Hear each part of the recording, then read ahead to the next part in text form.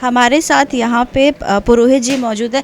मैं आपसे पूछना चाहूँगी, कहते हैं कि भगवान ठाकुर जी की बात करें, विट्ठल जी की बात करें, विष्णु जी की बात करें, बहुत अनेक अनेक कहानियाँ हैं। तो जो दर्शक है जिन्हें नहीं पता है कि क्या कहानी है इसके पीछे के विट्ठल भगवान जी की वह जो मूर्ति है और क्यों लोगों को इतना उनके प्रति, इस मूर्ति के प्रति बहुत ज़्यादा आस्था है, तो मैं चाहती हूँ आप थोड़ा सा वो एक्सप्लेन करें। विट्ठल रुक्मिणी जी का मुख्य स्थान तो है पंढरपुर में, जो महाराष्ट्र सोलापुर ज़िले में आता है। वहाँ पे हर साल 4 यात्राएं होती है।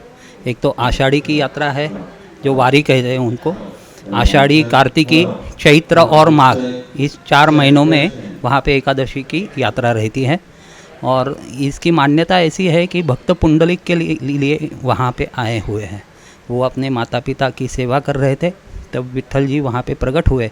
और उसके पीछे की कहानी ऐसी है कि नारद मुनि जी जब त्रिलोक में भ्रमण कर रहे थे, तब उन्होंने देखा कि एक भक्त है जो मुख से हरि का नाम लेते हैं और माता पिता की सेवा करते हैं।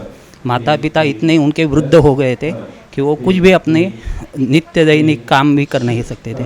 तो वो सब काम करके, उनकी सेवा करके नित्य हरि नाम का जप करते थे। तो नारद मुनि ने भगवान जी से कहा कि ऐसे ऐसे एक भक्त है जो पंढरपुर में रहते हैं, उनको आप दर्शन दीजिए। और नारद मुनि का अधिकार इतना है कि वो भगवान को भी कह सकते कि आप ये काम कर लीजिए। तो भगवान नारद जी के सूचनानुसार वहाँ पे गए। तब पुंडलिक अपने माता पिता के चरण दबा रहे थे, तो वो सोए नहीं थे, उनको नींद नहीं आई थी।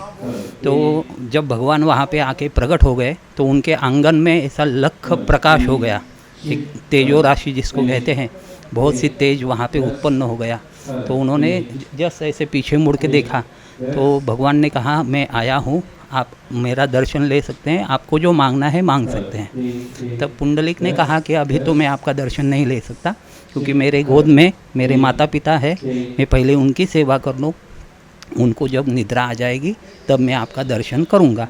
तो इसके लिए वो जब आए थे तब उनकी तरफ एक ईंट फेंकी गई भगवान की तरफ, और उसके ऊपर उनको खड़ा रहने के लिए कहा गया। तब उनका नाम विट्ठल कहा गया। और विट्ठल ऐसे खड़े क्यों है? हाथ अपने जो है, जो कमर के ऊपर उन्होंने रखा है। वो सभी भगवान भक्तों को बताना चाहते हैं कि ये जो मोह माया है ये आपके कमर तक ही है, इसके ऊपर आप अगर उड़ जाएंगे तो आप सीधा मोक्ष की तरफ अपनी यात्रा कर सकते हैं। इसी अनुसंधान से विट्ठल रुक्मिणी जी का हाथ यहाँ पे कमर तक ही है। तो ये मोह माया जो हम कहते हैं, ये मोह का सागर है, वो अपने कमर तक ही है। उसके ऊपर आप अगर हरिनाम चिंतन, जो भी आप श्रद्धा से किसी भी इष्ट देव का जप जाप्य करते हैं, तो उनको मोक्ष प्राप्त हो जाता है। क्या इस कहानी से हम ये भी कह सकते हैं, जो लोग हैं, कि कहीं ना कहीं माता पिता की जो वो ही सर्वप्रिय है? सही कहा। हाँ, माता पिता के चरणों में ही चारों धाम है। उनकी अगर सेवा नित्य नियम से होती रहे, वैसे तो अपने हिंदू शास्त्र में, हिंदू धर्म में ये भी कहा गया है, मातृदेवो भव पितृदेवो भव। सबसे पहले अगर आपके लिए कोई देवता तुल्य है तो अपनी माता है, पिता है, फिर जो गुरु या ब्राह्मण जो है वो तीसरे नंबर पे आते हैं।